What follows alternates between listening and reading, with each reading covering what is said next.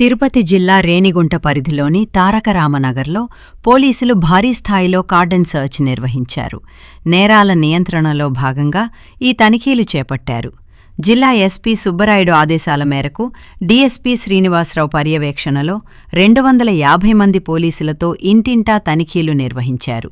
ఈ తనిఖీల్లో రికార్డులు లేని 169 ద్విచక్ర వాహనాలు, 20 ఆటోలను పోలీసులు సీజ్ చేశారు.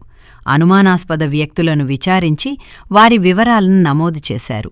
పాత నేరస్తుల కదలికలపై ప్రత్యేక నిఘా ఏర్పాటు చేసిన పోలీసులు ప్రజల భద్రత కోసం ఇలాంటి కార్డన్ సర్చ్లు కొనసాగుతాయని తెలిపారు.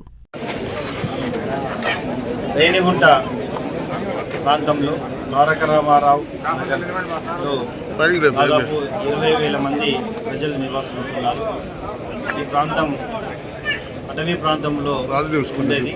ఒకప్పుడు బాగా ఎక్కువ మంది ఈ ప్రాంతం నుండి వివిధ ప్రాంతాల నుండి నివాసం ఉండడం, అనాథరైజ్డ్గా అనేక అసాంఘిక కార్యకలాపాలకు పాల్పడి ఇక్కడ తలదాచుకునే హిస్టరీ ఉంది. ఈ మధ్యలో ఇది అంతా కూడా తగ్గినా కానీ కొంతమంది ఈ ప్రాంతం నుండి ఎక్కువగా ప్రీవియస్ క్రైమ్ హిస్టరీ ఉండే వ్యక్తులు ఉన్నారు. అఫెండర్స్ నివాసం ఉంటున్నారు. వీరందరిపై కొద్దిగా నిఘా ఉంచడం జరిగింది. అయితే ఈరోజు దాదాపు 300 మంది police officers, excise, revenue, RTA మరియు ఈగల్, గాంజాకి వ్యతిరేకంగా పనిచేసే ఈగల్ ఫోర్స్ వీళ్ళందరూ కూడా ఆపరేషన్ వజ్రపహార్లో భాగంగా ఒక కార్డన్ సెర్చ్ ఆపరేషన్ చేయడం జరిగింది.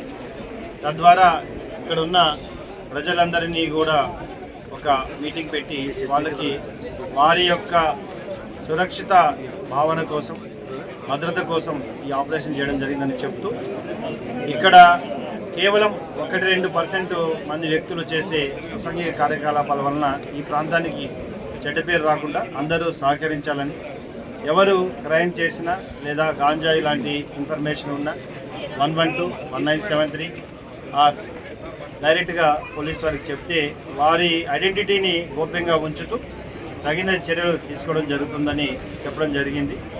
కొన్ని అనాథరైజ్డ్ వెహికల్స్ వాటిని కూడా సీజ్ చేసి వాటిని ఆర్టీఐ ద్వారా పూర్తిగా విచారించి తగిన చర్య తీసుకోవడం జరుగుతుంది.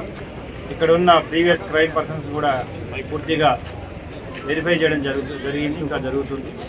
ఈ ఆపరేషన్ ద్వారా మీడియా మరియు ప్రజలకి ఒకటే నేను కోరుకుంటున్నాను, మనం అందరం కలిసి తిరుపతిలో ఈ క్రైమ్ ఫ్రీ ఏర్పాటు చేయడానికి అందరూ సహకరించాలని, ముఖ్యంగా యువత గంజాయికి లోను కాకుండా ముందే ఆ ప్రాంతంలో వారి ప్రజలు 112 కానీ లేదా 1973కి కాల్ చేస్తే వారి ఐడెంటిటీని గోప్యంగా ఉంచుతూ తగిన చర్య తీసుకుంటూ, అదేవిధంగా మిగతా క్రైమ్ వ్యక్తులను కూడా వారిని పూర్తిగా వాచిపెట్టడం, తగిన చర్య తీసుకోవడం, ఈ ప్రాంతం అభివృద్ధి చెందే ప్రాంతంగా, ఒక మంచి పేరు వచ్చే ప్రాంతంగా అందరూ కూడా కలిసి పనిచేయాలని కోరుకుంటున్నాను.